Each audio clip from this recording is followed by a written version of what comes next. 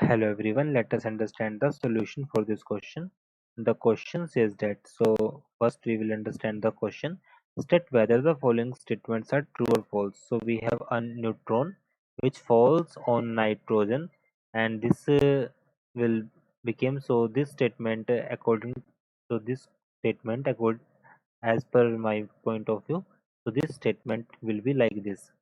तो हमारे पास जो क्वेश्चन की जो स्टेटमेंट होगी वो कुछ इस तरह से होगी, जहाँ पर ये जो this reaction converted in this reaction. So now we will check the statement. So it will form hydrogen and carbon. तो क्वेश्चन में कहा गया है कि जो स्टेटमेंट है वो ट्रू है या फॉल्स है. तो इस क्वेश्चन में हम देख सकते हैं कि अगर हम इसमें की कंसेप्ट की बात करें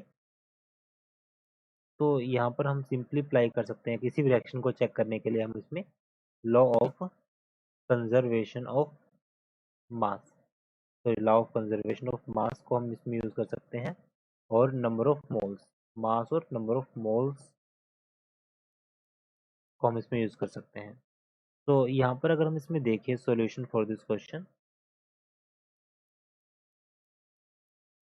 तो अगर हम इसमें लेफ्ट हैंड साइड देखें, लेफ्ट हैंड साइड हमारे पास टोटल एटॉमिक नंबर को अगर हम ऐड करें 0, यहाँ पे 0 + 7 एंड यहाँ पर हमारे पास क्या आएगा 1 + 6 होगा, 1 + 6 दैट इज ट्रू. ये हमारे पास तो ट्रू है, मतलब ये हो सकता है, मतलब ये क्लियर है. अगर हम इसके मास की बात करें तो फर्स्ट 1, सेकंड हमारे पास है 14 इक्वल्स टू यहाँ पे है 0 + 15. तो ये भी हमारे पास क्या है, ट्रू. ये हमने क्या किया, दोनों को लेफ्ट हैंड साइड और राइट हैंड साइड को मैच किया.